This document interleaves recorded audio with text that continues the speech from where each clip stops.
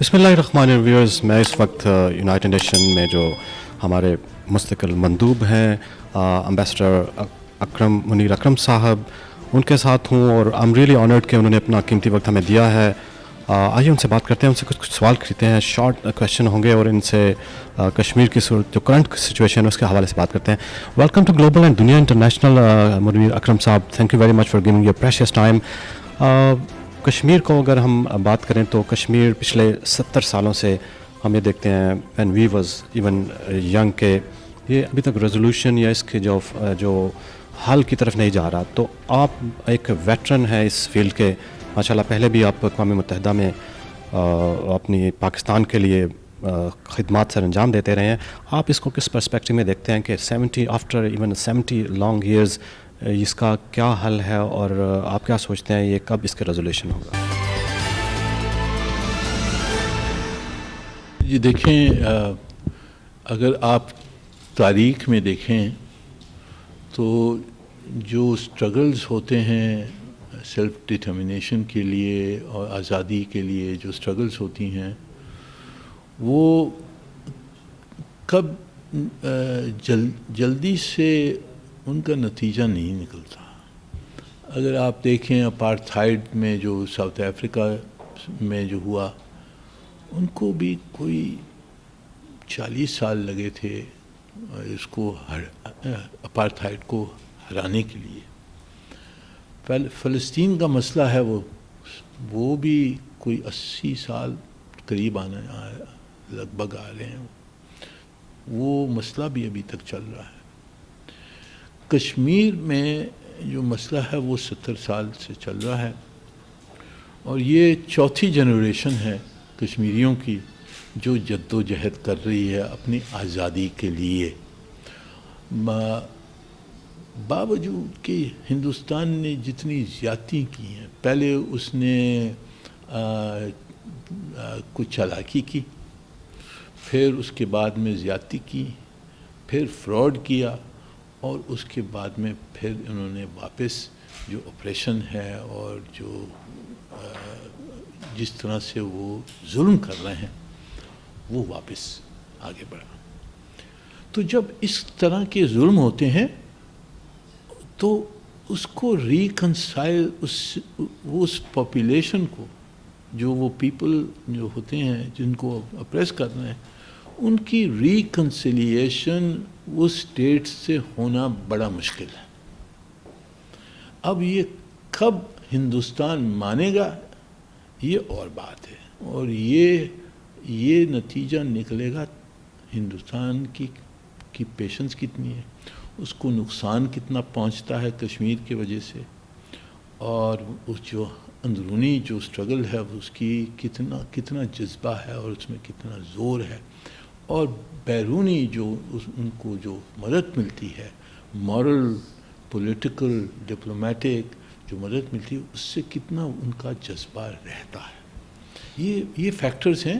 تو کہنا کہ کب ہوگا یہ میں نہیں کہہ سکتا ہوں. صرف یہ کہہ سکتا ہوں کہ یہ ہندوستان کے ہاتھ سے نکل گیا ہے. اب صرف یہ دیکھنا ہے کہ وہ کب ریکگنائز کرے گا کہ اس کے ہاتھ سے نکل گیا.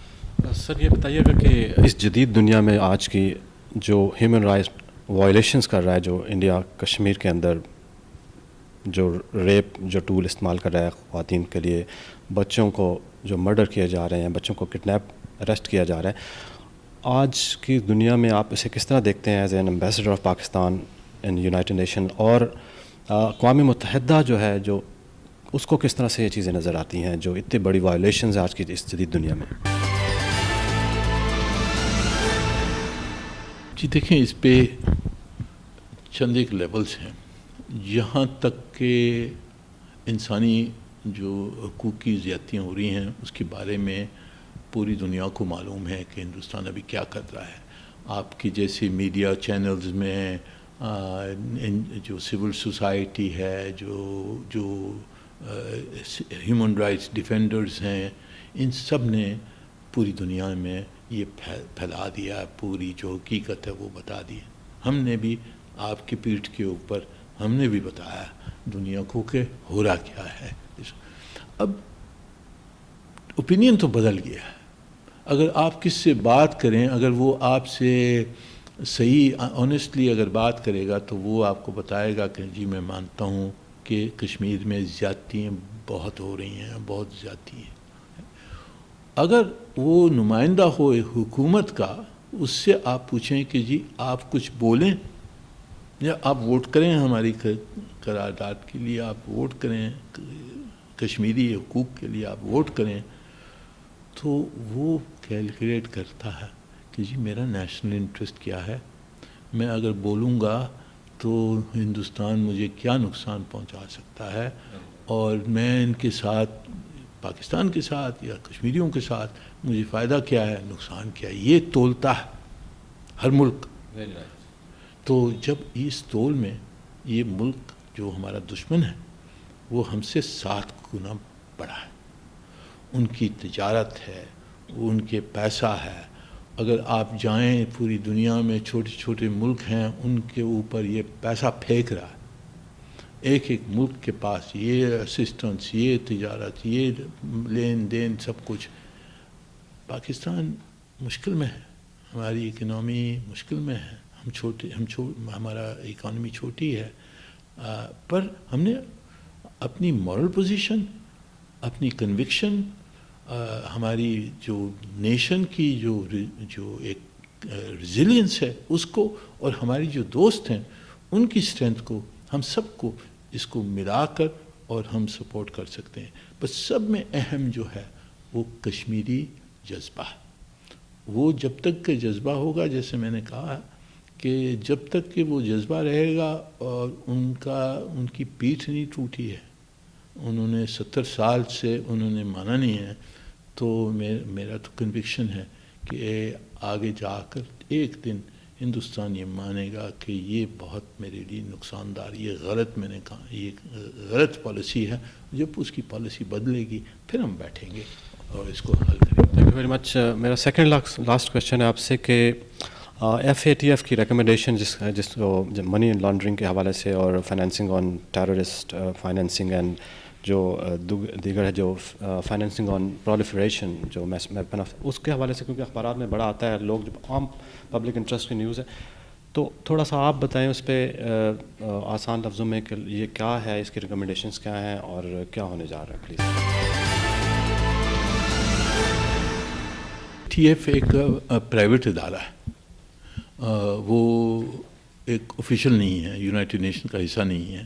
وہ ایک ادارہ ہے جو کچھ ممالک انہوں نے بنایا ہوا ہے اپنی طور پر کہ جی ہم فائنینشیل جو اللیگل فائنینسنگ ہوتی ہے اس کو ہم ٹریک کریں گے. تو اللیگل فائنینسنگ میں کرمنل بھی ہوتے ہیں, ڈرگ بھی ہوتے ہیں, ٹیررسٹ فائنینسنگ بھی ہوتی ہے, ہر قسم کی جو غلط قسم کی جو کرمنل فلوز ہیں اس کو وہ مانیٹر کرتے ہیں.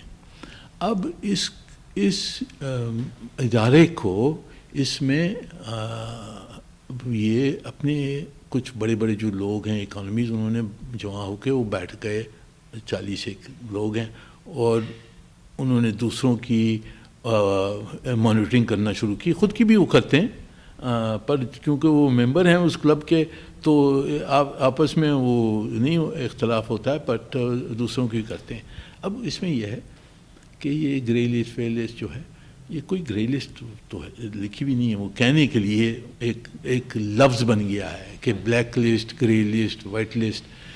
بات یہ کہ وہ گریڈز جو ہیں وہ سپرویژن ہوتی ہے آپ کی بینکنگ ٹرانزیکشنز پر, کہ جب آپ کے یہاں سے فائنینشیل ٹرانزیکشن ہوتی ہے تو اس کی لیول آف انویسٹیگیشن جو اس کی ہے کہ یہ سچ ہے غلط ہے وغیرہ, اس کی لیول بڑھ جاتی ہے.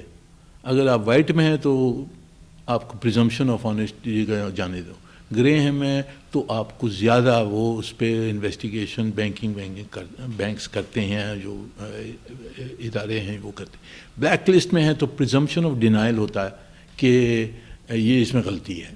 ایسا یہ رولز انہوں نے خود اپنی طرف سے بنائے ہوئے ہیں, اور رولز پھر دنیا پر یہ لگاتے ہیں کیونکہ بڑی طاقتیں ہیں, سب فائنینشیل طاقتیں ہیں. تو ہم سے غلطی یہ ہوئی پتہ نہیں بہت سال پہلے شاید, کہ ہم نے کوشش نہیں کی اسی کلب میں بیٹھنے کے. اگر ہم بیٹھے ہوتے تو شاید کہانی مختلف ہوتی. اب انہوں نے استعمال وہ کر رہے ہیں ہمارے خلاف. میں ذاتی طور پہ جو میں آپ سے کہنا چاہوں گا وہ یہ ہے کہ ہم نے اپنے آپ کو ڈرا دیا ہے اس پہ. دیکھیں یہ ہماری لیول آف اسکروٹنی جو ہے وہ زیادہ ہو جائے گی. چند ایک شاید اگر ہم لون لینے جائیں تو شاید اس کا انٹرسٹ ریٹ تھوڑا سا بڑھ جائے گا, پر یہ لائف اینڈ ڈیتھ نہیں ہے.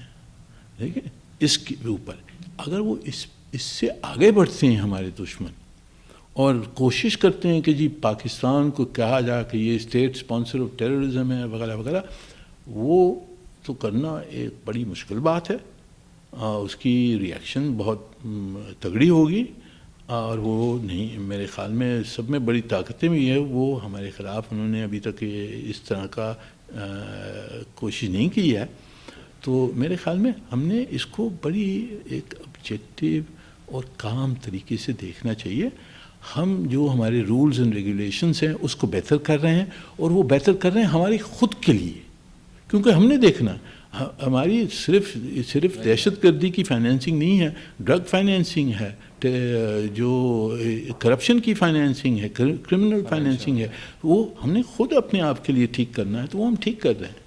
اور اگر یہ کہہ رہے ہیں کہ جی یہ ریگولیشن آپ بنا لیں, وہ ٹھیک ہے ہم بنا لیں گے, وہ اپنے آپ کے لیے کرنے. ہمیں ڈرنا نہیں چاہیے, یہ صرف ہے, اپنے آپ کو ڈرائیں نہیں. Thank you very much. Lastly آپ نے بجا فرمایا کہ قوموں کو آزادی کے لیے بہت عرصہ درکار ہوتا ہے, کسی بھی قوم کو, کسی بھی نیشن کو, لوگوں کو آزادی کی تحریک کے حوالے سے.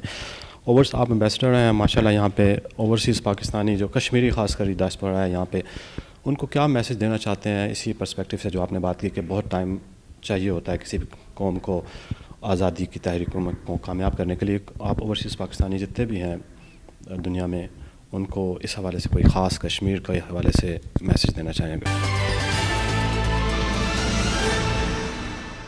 کشمیر جو ہے وہ پاکستان کا حصہ ہے بائی اینی کرائٹیریا. جغرافکلی آپ دیکھ لیں, ایتھنکلی آپ دیکھ لیں, جو ہماری جتنا پانی ہے ہماری ریورز وہاں سے آتی ہیں, ہمارا کلچر وہاں سے فلو کرتا ہے. تو یہ تو ہمارا حصہ ہے اور ہونا تھا. جو پاکستان کے نام میں جو کاف ہے, جو کہ وہ کشمیر کا ہے. تو یہ ہمارا حصہ ہم چھوڑ نہیں سکتے. ہم کشمیریوں کا جو جد و جہد ہے اس کو ہم چھوڑ نہیں سکتے ہیں.